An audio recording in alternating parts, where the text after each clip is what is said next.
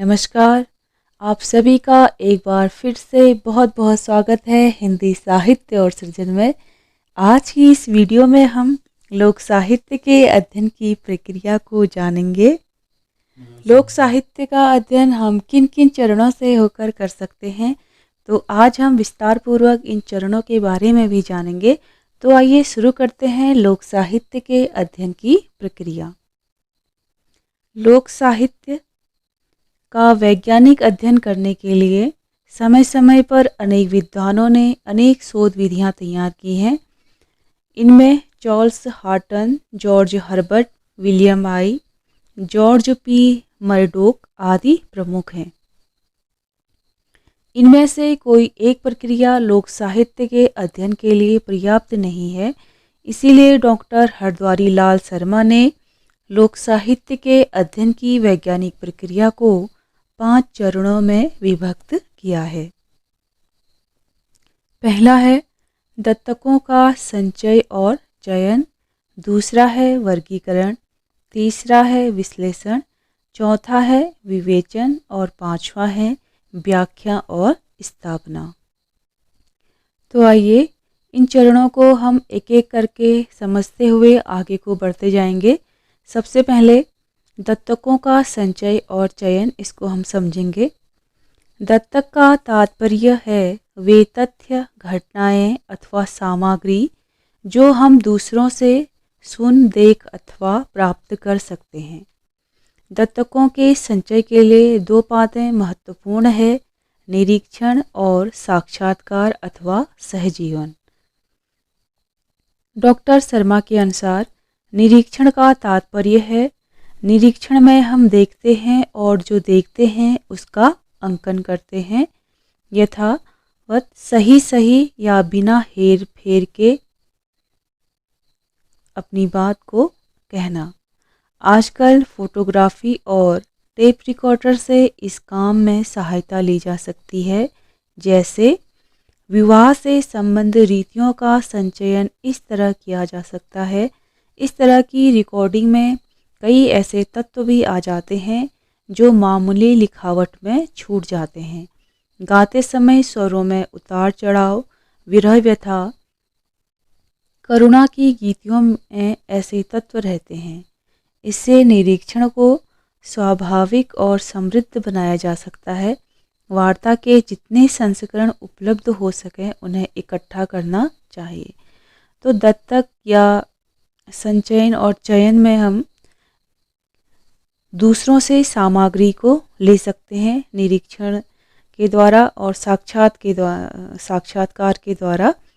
तो दूसरों से जो सामग्री हम देखते हैं, सुनते हैं या महसूस करते हैं, उसे बिना किसी लाग लपेट के स्पष्ट रूप में व्यक्त करना ही इस प्रथम चरण की विशेषता है। साक्षात्कार से तात्पर्य है व्यक्तिगत संपर्क स्थापित करके जानकारी प्राप्त करना। यह साक्षात्कार बाहरी नहीं, अंतःकरण से होना चाहिए। सहजीवन से तात्पर्य है जब निरीक्षक स्वयं लोक में जाकर उन लोगों से घुल मिलकर उनके साथ जीवन बिताता है। लोक साहित्य के अध्ययन के लिए यह एक प्रभावकारी विधि सिद्ध होती है। तो ये था हमारा पहला चरण। हम दूसरों से सामग्री ले सकते हैं और स्वयं जाकर उस स्थान पर भी हम उस सामग्री को वहाँ से स्वयं ले सकते हैं। तो ये था निरीक्षण और साक्षात्कार। दूसरा जो बिंदु है दत्तकों के अध्ययन के लिए उसका वर्गीकरण करना लोक साहित्य के अध्ययन की वैज्ञानिक प्रक्रिया का दूसरा चरण है। इसके लिए वर्गीकरण का एक स्पष्ट आधार होना चाहिए। दूसरे चरण में आधार को बदलकर दूसरा आधार लेकर अध्ययन को आगे बढ़ सकते हैं। फिर आगे चलकर उद्देश्य को लेकर वर्गीकरण कर सकते हैं, जैसे सामाजिक, धार्मिक, भावनात्मक, श्रद्धा, विश्वास आदि। इस प्रकार वर्गीकरण में आगे बढ़ते रहने पर कुछ छूटने की संभावनाएं कम रहती हैं या नहीं रहती हैं। तो दूसरा है हमारा वर्गीकरण, यानी जिस विषय पर हम काम कर रहे हैं उसे हम भागों में बांट लें और फिर एक एक पहलू को उठाकर उसका अध्ययन करें, तो ऐसे हमारा कोई भी विषय हमसे छूट नहीं पाएगा। तीसरा जो तत्व है, लोक साहित्य के अध्ययन की प्रक्रिया में विश्लेषण अत्यंत महत्वपूर्ण चरण है।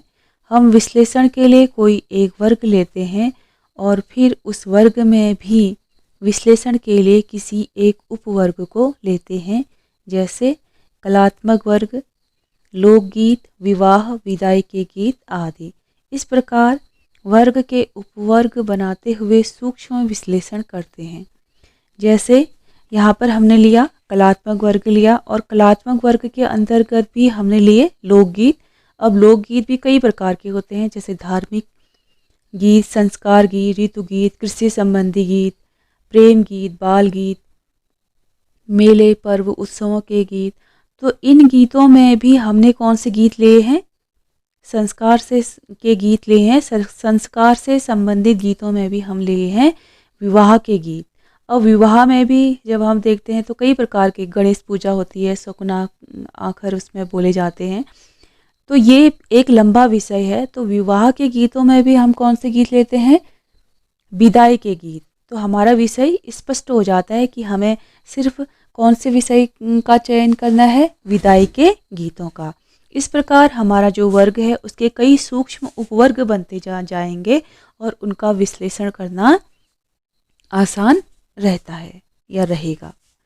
विश्लेषण के पश्चात लोक साहित्य के अध्ययन में विवेचन अत्यधिक महत्वपूर्ण है। डॉक्टर शर्मा के अनुसार विश्लेषण के 2 चरण हैं, गणितात्मक विश्लेषण और गुणात्मक विश्लेषण। इनमें गुणात्मक विश्लेषण महत्वपूर्ण है। जैसे हम किसी ऋतुगीत को उसके सूक्ष्मतम अवयवों में बांट सकते हैं, किसी कथा के अभिप्रायों को खंडशः समझ सकते हैं। तो वर्गीकरण हमने किया। वर्गीकरण के बाद नंबर आता है विश्लेषण का। जो हमने उपवर्ग किए हैं उनका सूक्ष्मता विश्लेषण करना, उन्हें खंडों में बांटकर हम अगर उनका विश्लेषण करते हैं तो वह विषय और भी आसान रहता है समझने के लिए और समझाने के लिए। अंतिम है व्याख्या। वैज्ञानिक शोध का अंतिम चरण है जो अनेक और विविध प्रश्नोत्तरी का समायोजन है। तो व्याख्या हमने जो भी ऊपर इतने सारे 4 चरणों में से होकर हम गुजरे हैं उनकी विस्तृत व्याख्या और उससे कौन सा उद्देश्य स्पष्ट रूप से हमारे सामने आता है, उस उद्देश्य की स्थापना करना, ये अंतिम बिंदु है। तो ये था लोक साहित्य के अध्ययन की प्रक्रिया और यह किन किन चरणों से होकर गुजरा इसके बारे में हमने स्पष्ट जाना। अगर जानकारी अच्छी लगे तो वीडियो को लाइक कीजिए, शेयर कीजिए और हमारे चैनल को सब्सक्राइब करना ना भूलें। अगर आपके कोई सुझाव हैं या आपको समझने में कठिनाई हो रही है तो आप हमें कमेंट के माध्यम से भी बता सकते हैं। मैं इसको स्पष्ट करने में आपकी हर संभव सहायता करूंगी। वीडियो पूरा देखने के लिए आप सभी का बहुत बहुत धन्यवाद।